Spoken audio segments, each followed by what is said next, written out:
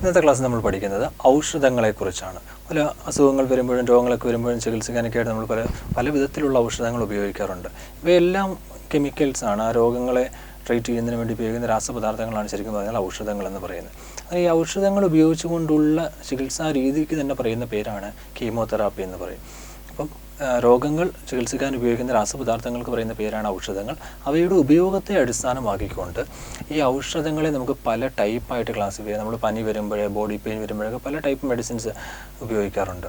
അപ്പോൾ ഈ ഉപയോഗത്തെ അടിസ്ഥാനമായിക്കൊണ്ട് നമുക്ക് മരുന്നുകളെ, മെഡിസിൻസിനെ പല ടൈപ്പായിട്ട് ക്ലാസിഫൈ ചെയ്യാൻ സാധിക്കും. അവ ഏതൊക്കെയെന്ന് ചോദിച്ചു കഴിഞ്ഞാൽ analgesic, antipyretic, disinfectant, antiseptic, antibiotic. അപ്പോൾ നമ്മൾ മെഡിസിൻസിനെ പലതായിട്ട് ക്ലാസിഫൈ ചെയ്ത് വരികയാണ്. Analgesic, antipyretic, disinfectant, antiseptic, antibiotic. പിന്നെ അടുത്ത ടൈപ്പാണ് അൻറ്റാസിഡുകൾ എന്ന് പറയും. അൻറ്റാസിഡ്, ട്രാൻകുലൈസറുകൾ, ആൻറ്റിഹിസ്റ്റമിൻ, ആൻറ്റിഹെൽമിന്ത്, ആൻറ്റിവെനം. ഇതെല്ലാം ഓരോ ഡിഫറെൻറ്റ് ക്ലാസ്സസ് ഓഫ് മെഡിസിൻ ആണ്. അപ്പോൾ അവയുടെ ഉപയോഗത്തെ അടിസ്ഥാനമായിക്കൊണ്ട് നമ്മൾ മെഡിസിൻസിനെ പല ടൈപ്പായിട്ട് ക്ലാസിഫൈ ചെയ്യുകയാണ്. ഇനി ഇതിൽ ഓരോന്നും എന്താണെന്ന് നമുക്കൊന്ന് പഠിച്ചു വരണം. ചില കേസിലൊക്കെ എക്സാമ്പിൾ എടുത്ത് പഠിക്കണം. ചിലതിന് ഇമ്പോർട്ടൻസ് കൂടുതലാണ്, ചിലത് എന്താണെന്ന് ജസ്റ്റ് ഒന്ന് അറിഞ്ഞു പോകാമെന്നേ ഉള്ളൂ. അപ്പോൾ നമ്മൾ ആദ്യം പറഞ്ഞ മെഡിസിൻ്റെ ക്ലാസ്സാണ് അനാൾജസിക് എന്ന് പറയും.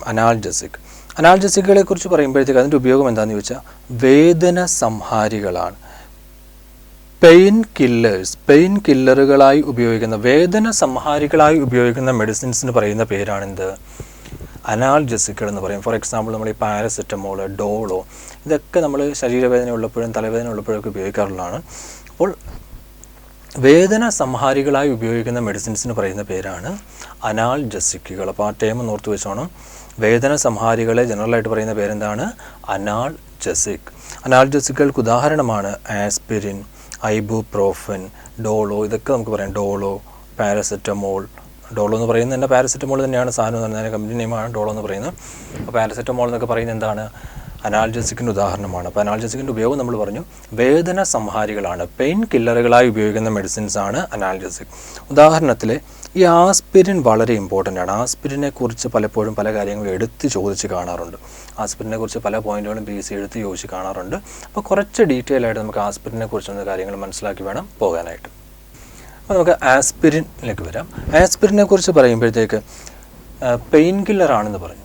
ആസ്പിരിൻ്റെ ഇമ്പോർട്ടൻസ് എന്താണെന്ന് ചോദിച്ചു കഴിഞ്ഞാൽ ഏറ്റവും ആദ്യം കണ്ടുപിടിച്ച പെയിൻ കില്ലറാണ്, അല്ലെങ്കിൽ ഉപയോഗത്തിലിരിക്കുന്ന ഏറ്റവും പഴയ വേദന സംഹാരിയാണ്. Oldest pain killer in use. ഉപയോഗത്തിലിരിക്കുന്ന ഏറ്റവും പഴയ വേദന സംഹാരി എന്ന് പറയുന്നതാണ് ആര്? ആസ്പിരിൻ എന്ന് പറയുന്നത്. ഇമ്പോർട്ടൻറ്റ് പോയിൻ്റാണ്, ഒരു ലാസ്റ്റ് ഗ്രേഡിന് ചോദിച്ചുള്ള ക്വസ്റ്റനാണ്. ഉപയോഗത്തിലിരിക്കുന്ന ഏറ്റവും പഴയ വേദന സംഹാരി എന്ന് പറയുന്നതാണ് ആസ്പിരിൻ. അതുപോലെ തന്നെ ആസ്പിരിൻ അറിയപ്പെടുന്ന വണ്ടർ ഡ്രഗ് എന്ന് പറയും. വണ്ടർ ഡ്രഗ് എന്നറിയപ്പെടുന്ന രാസവസ്തുവാണ് ആസ്പിരിൻ. അതും ഇമ്പോർട്ടൻറ്റ് പോയിൻ്റാണ്. വണ്ടർ ഡ്രഗ് എന്നറിയപ്പെടുന്ന രാസവസ്തു ഏതാണ്? ആസ്പിരിനാണ്. പിന്നീട് അതിൻ്റെ രാസനാമം പഠിച്ചു വെക്കണം. അതും പ്രീവിയസ് ക്വസ്റ്റ്യൻ തന്നെയാണ്. ആസ്പിരിൻ്റെ രാസനാമം എന്ന് പറയുന്നത് അസറ്റൈൽ സാലിസിലിക് ആസിഡ്. അപ്പോൾ ഓർത്തിരിക്കണം, ഈ പറഞ്ഞ 3 പോയിൻറ്റ്സും പ്രീവിയസ് ക്വസ്റ്റ്യൻ തന്നെയാണ്. ഉപയോഗത്തിലിരിക്കുന്ന ഏറ്റവും പഴയ വേദന സംഹാരി എന്ന് പറയുന്നത് ആസ്പിരിൻ. ഉപയോഗത്തിലിരിക്കുന്ന ഏറ്റവും പഴയ വേദന സംഹാരി ആസ്പിരിൻ. വണ്ടർ ഡ്രഗ് എന്നറിയപ്പെടുന്ന ആരാണ്? ആസ്പിരിൻ. ആസ്പിരിൻ്റെ രാസനാമം എന്ന് പറയുന്നത് അസറ്റൈൽ സാലിസിലിക് ആസിഡ് ആണ്. ആസ്പിരിൻ്റെ രാസനാമം എന്ന് പറയുന്നത് എന്താണ്? Acetyl salicylic acid. അതുപോലെ തന്നെ ആസ്പിരിൻ കണ്ടുപിടിച്ചതെന്നോ അല്ലെങ്കിൽ ആസ്പിരിൻ വേർതിരിച്ചതെന്ന് ചോദിക്കാറുണ്ട്. ആസ്പിരിൻ വേർതിരിച്ചതെന്ന് പറയുന്നത് ഫെലിക്സ് ഹോഫ്മാൻ ആണ്. ആസ്പിരിൻ വേർതിരിച്ചതെന്ന് പറയുന്ന ആരാണ്? Felix Hoffman. 4 പോയിൻറ്റ്സേ ഉള്ളൂ, 4 ക്വസ്റ്റ്യൻസ് വന്നിട്ടുള്ളതാണ്. അപ്പോൾ ഒന്നുകൂടെ പറയാം. ഉപയോഗത്തിലിരിക്കുന്ന ഏറ്റവും പഴയ വേദന സംഹാരി വണ്ടർ ഡ്രഗ് എന്നീ പേരുകളിൽ അറിയപ്പെടുന്നത് ആസ്പിരിൻ. ആസ്പിരിൻ്റെ രാസനാമം എന്ന് പറയുന്നത് അസറ്റൈൽ സാലിസിലിക് ആസിഡ്. ആസ്പിരിൻ വേർതിരിച്ചതെന്ന് പറയുന്നത് ഫെലിക്സ് ഹോഫ്മാൻ. ആൻറ്റിപൈററ്റിക് എന്ന് പറയും. ആൻറ്റിപൈററ്റിക് എന്ന് പറഞ്ഞാൽ ഇത്രയേ ഉള്ളൂ. പനിയുള്ളപ്പോൾ ശരീര താപനില കുറയ്ക്കുവാൻ ഉപയോഗിക്കുന്ന മരുന്നുകൾക്ക് പറയുന്ന പേരാണ് ആൻറ്റിപൈററ്റിക്കുകൾ എന്ന് പറയും. പനിയുള്ളപ്പോൾ ശരീര താപനില കുറയ്ക്കുന്നതിന് വേണ്ടി ഉപയോഗിക്കുന്ന മരുന്നുകൾക്ക് പറയുന്ന പേരാണ് ആൻറ്റിപൈററ്റിക്. ഉപയോഗത്തിൽ എക്സാമ്പിൾ പറയുകയാണെങ്കിൽ, ഉദാഹരണം പറയുകയാണെങ്കിൽ ആസ്പിരിൻ, പാരസെറ്റമോൾ ഇതൊക്കെ എന്തിന് ഉദാഹരണമാണ്? ആൻറ്റിപൈററ്റിക്കിന് ഉദാഹരണമാണ്. നമ്മൾ നേരത്തെ പറഞ്ഞാണ് ആസ്പിരിൻ്റെ ഉപയോഗം അനാൽജസിക് ആയിട്ട് ഉപയോഗിക്കും, പാരസെറ്റമോളും അനാൽജസിക് ആയിട്ട് ഉപയോഗിക്കും എന്ന് പറഞ്ഞു. ആൻറ്റിപൈററ്റിക് ആയിട്ടും അനാൽജസിക് ആയിട്ടും ഉപയോഗിച്ച ആദ്യ ഔഷധമാണ് ആസ്പിരിൻ എന്ന് പറയുന്നത്.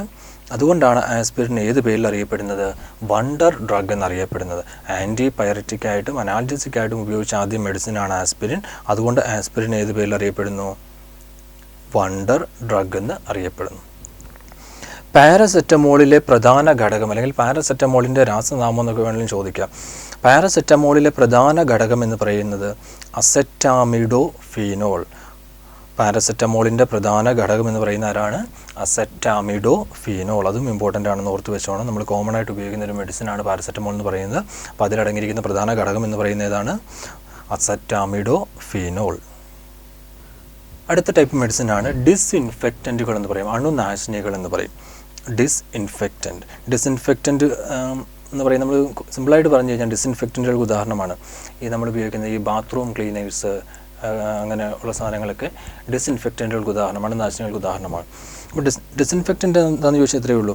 സൂക്ഷ്മ രോഗകാരികളെ നശിപ്പിക്കുന്നതിന് വേണ്ടി ഒരു പ്രതലത്തിൽ തറയിലും ഒക്കെ ഉപയോഗിക്കുന്ന മരുന്നുകൾക്ക് പറയുന്ന പേരാണ്, സൂക്ഷ്മ രോഗകാരികളെ നശിപ്പിക്കുന്നതിന് വേണ്ടി ഉപയോഗിക്കുന്ന മെഡിസിൻസിന് പറയുന്ന പേരാണ് ഡിസ്ഇൻഫെക്റ്റൻറ്റുകൾ എന്ന് പറയും. ഉദാഹരണമാണ് ഫീനോൾ, ക്ലോറിൻ ലായനി, ക്ലോറിൻ സൊല്യൂഷനൊക്കെ എന്തിന് എക്സാമ്പിളാണ്? ഡിസ്ഇൻഫെക്റ്റൻറ്റുകൾക്ക് ഉദാഹരണമാണ്. അതിൽ ഫീനോൾ ഒന്ന് പഠിച്ചു വെച്ചോണം. ബാത്റൂം ക്ലീനറുകളുടെയും ടോയ്ലറ്റ് ക്ലീനറുകളുടെയും ഒക്കെ നിർമ്മാണത്തിന് ഉപയോഗിക്കുന്ന കെമിക്കലാണ് ഫീനോൾ എന്ന് പറയുന്നത്. ഫീനോളിൻ്റെ തന്നെ 2 വേർഷൻ ഉപയോഗിക്കാറുണ്ട്. കോൺസെൻട്രേഷൻ കൂടിയ വേർഷൻ, അതായത് അതും കുറഞ്ഞത് തന്നെയാണ്.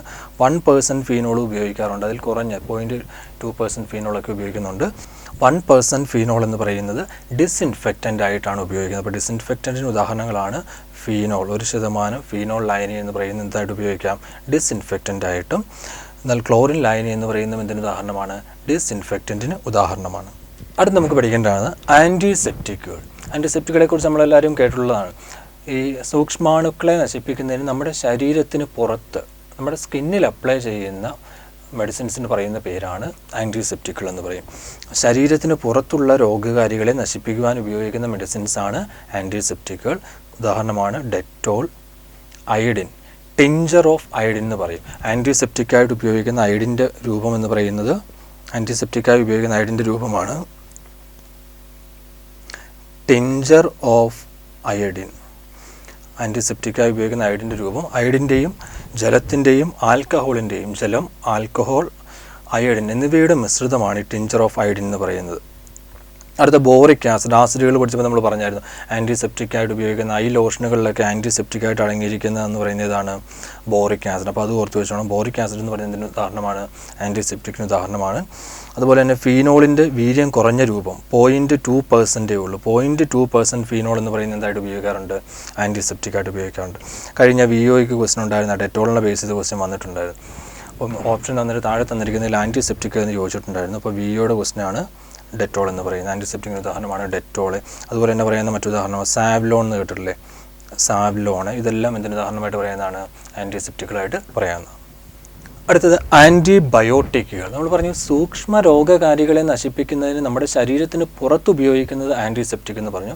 എന്നാൽ ശരീരത്തിനുള്ളിലുണ്ടാകുന്ന സൂക്ഷ്മ രോഗകാരികളെ നശിപ്പിക്കുന്നതിന് വേണ്ടി ഉപയോഗിക്കുന്ന മരുന്നുകൾക്ക് പറയുന്ന പേരാണ് ആൻറ്റിബയോട്ടിക്. ഇത് ഇത്തിരി ഇമ്പോർട്ടൻ്റ് ആണ്. എക്സാമിനേഷൻ പോയിന്റ് ഓഫ് വ്യൂ ഇത്തിരി ഇമ്പോർട്ടൻ്റ് ആണ്. 2-3 ക്വസ്റ്റനൊക്കെ ചോദിക്കുന്ന സാധനമാണ്. ശരീരത്തിനകത്തുള്ള സൂക്ഷ്മ രോഗകാരികളെ നശിപ്പിക്കുവാൻ ഉപയോഗിക്കുന്ന മെഡിസിൻസാണ് ആൻറ്റിബയോട്ടിക്കുകൾ. ഉദാഹരണം പെൻസിലിൻ്റെ തന്നെ ഡെറിവേറ്റീവ്സ് ആണ്, വിവിധ രൂപങ്ങളാണ് ആംബിസിലിൻ, അമോക്സിലിൻ, പിന്നെ മറ്റൊരെണ്ണമാണ് സ്ട്രെപ്റ്റോമൈസിൻ. അപ്പോൾ ഈ ആംബിസിലിൻ, അമോക്സിലിൻ എന്നൊക്കെ പറയുന്നത് എന്താണ്?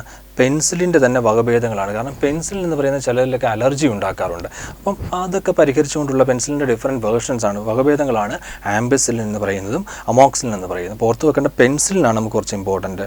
ആൻറ്റിസെപ്റ്റിക്കിന് ഉദാഹരണമാണ് പെൻസിലിൻ, പിന്നെ ഒരെണ്ണമാണ് സ്ട്രെപ്റ്റോമൈസിൻ. ചോദിക്കുന്നത് മുഴുവൻ പെൻസിലിനാണ് ചോദിക്കുന്നത്. കാരണം ആദ്യം കണ്ടുപിടിച്ച ആൻറ്റിബയോട്ടിക്കാണ് പെൻസിലിൻ എന്ന് പറയുന്നത്. ആദ്യം കണ്ടുപിടിച്ച ആൻറ്റിബയോട്ടിക് എന്ന് പറയുന്നത് ഏതാണ്? പെൻസിലിനാണ്. അടുത്തത് അൻറ്റാസിഡുകൾ. ഇത് വളരെ കോമൺ ആയിട്ടുള്ള സാധനം, നമ്മളെല്ലാവരും ഒരു തവണയെങ്കിലും ഒക്കെ ഉപയോഗിച്ചിട്ടുള്ളൊരു മെഡിസിൻ ആൻറ്റാസിഡ് എന്ന് പറയുന്നത്. വയറിരിച്ചിൽ, അസിഡിറ്റി എന്നിവയ്ക്ക് വേണ്ടി ഉപയോഗിക്കുന്ന മെഡിസിനാണ് ആൻറ്റാസിഡുകൾ എന്ന് പറയും. ആൻറ്റാസിഡിൻ്റെ എക്സാമ്പിൾ ഓർത്ത് വെച്ചോണം. മഗ്നീഷ്യം ഹൈഡ്രോക്സൈഡ് ആൻറ്റാസിഡിനൊരു ഉദാഹരണമാണ്. Magnesium hydroxide, magnesium trisilicate. Trisilicate വലിയ ആവശ്യമുള്ളതല്ല, പക്ഷേ മഗ്നീഷ്യം ഹൈഡ്രോക്സൈഡാണ് ഇമ്പോർട്ടൻ്റ് എന്ന് പറയുന്നത്. നമ്മൾ ഈ വാങ്ങുന്ന ജലൂസിലെ അങ്ങനെയുള്ള മെഡിസിനിലെല്ലാം എന്തിനുദാഹരണമാണ്? ആൻറ്റാസിഡാണ്. ജലൂസിലെ എല്ലാം പ്രധാന ഘടകം എന്ന് പറയുന്നത്, ആൻറ്റാസിഡുകളുടെ പ്രധാന ഘടകം എന്ന് പറയുന്നത് ഏതാണ്? മഗ്നീഷ്യം ഹൈഡ്രോക്സൈഡാണ്. അതുകൂടാതെ മഗ്നീഷ്യം ഹൈഡ്രോക്സൈഡുമായി ബന്ധപ്പെട്ട് പറയുമ്പോഴത്തേക്ക് ഒരു പോയിൻ്റ് നമുക്ക് പഠിക്കാം. മിൽക്ക് ഓഫ്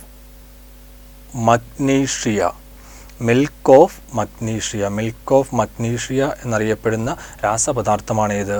മഗ്നീഷ്യം ഹൈഡ്രോക്സൈഡ് എന്ന് പറയുന്നത്. മിൽക്ക് ഓഫ് മഗ്നീഷ്യ എന്നറിയപ്പെടുന്ന ഏതാണ്? മഗ്നീഷ്യം ഹൈഡ്രോക്സൈഡാണ്. ഇതിന് സിമിലറായിട്ട് PSC യുടെ ഒരു ചോദ്യം വന്നിട്ടുണ്ടായിരുന്നു. മിൽക്ക് ഓഫ് ലൈം, കഴിഞ്ഞ കമ്പനി ബോർഡ് അസിസ്റ്റൻറ്റിന് വന്ന ചോദ്യമാണ്. Milk of lime. നമ്മൾ പറഞ്ഞു മിൽക്ക് ഓഫ് മഗ്നീഷ്യ എന്ന് പറയുന്ന ഏതാണ്? മഗ്നീഷ്യം ഹൈഡ്രോക്സൈഡും. എന്നാൽ മിൽക്ക് ഓഫ് ലൈം എന്ന് പറയുന്ന ആരാണ്?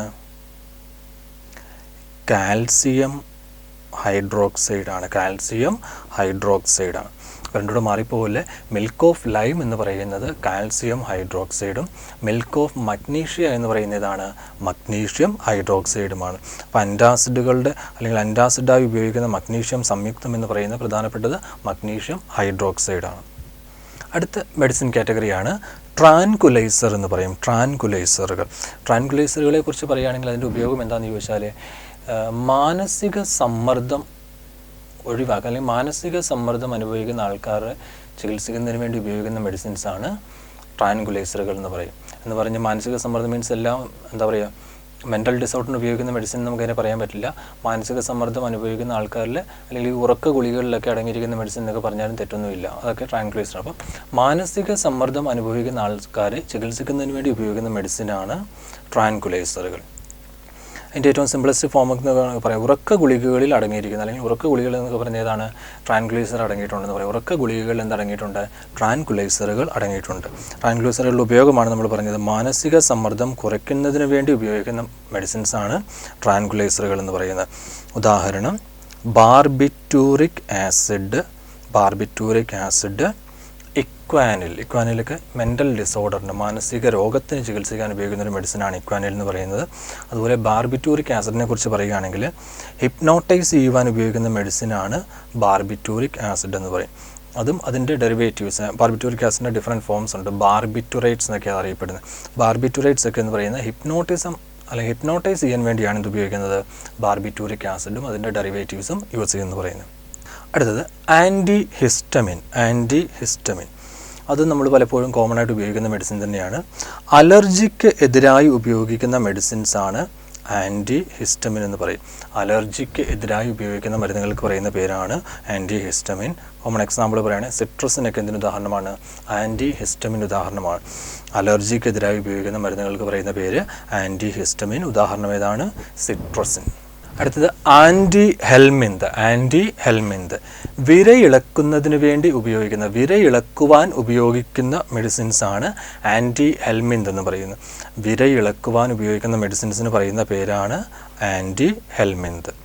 അടുത്തത് ആൻറ്റി വെനമാണ്. പാമ്പിൻ വിഷത്തിനെതിരെ അല്ലെങ്കിൽ വിഷചികിത്സയ്ക്ക് ഉപയോഗിക്കുന്ന മെഡിസിൻസാണ്. വിഷത്തിന്, ഇപ്പം പാമ്പിൻ വിഷമാകണമെന്നില്ല, തേളിന് അങ്ങനെയുള്ളതിൻ്റെയൊക്കെ വിഷചികിത്സയ്ക്ക് ഉപയോഗിക്കുന്ന സാധനങ്ങളാണ് ആൻറ്റി വെനം എന്ന് പറയുന്നത്. അപ്പോൾ ആൻറ്റി ഹെൽമിന്ത് എന്ന് പറയുന്നത് വിരയിളക്കുവാൻ, ആൻറ്റി വെനം എന്ന് പറയുന്നത് വിഷത്തിനെതിരെ പ്രയോഗിക്കുന്ന മരുന്നുകളാണ് ആൻറ്റി വെനം എന്ന് പറയുന്നത്. ഔഷധങ്ങളുമായി, മെഡിസിൻസുമായി ബന്ധപ്പെട്ട ചില പ്രധാനപ്പെട്ട വസ്തുതകളെക്കുറിച്ചാണ് പറയുന്നത്.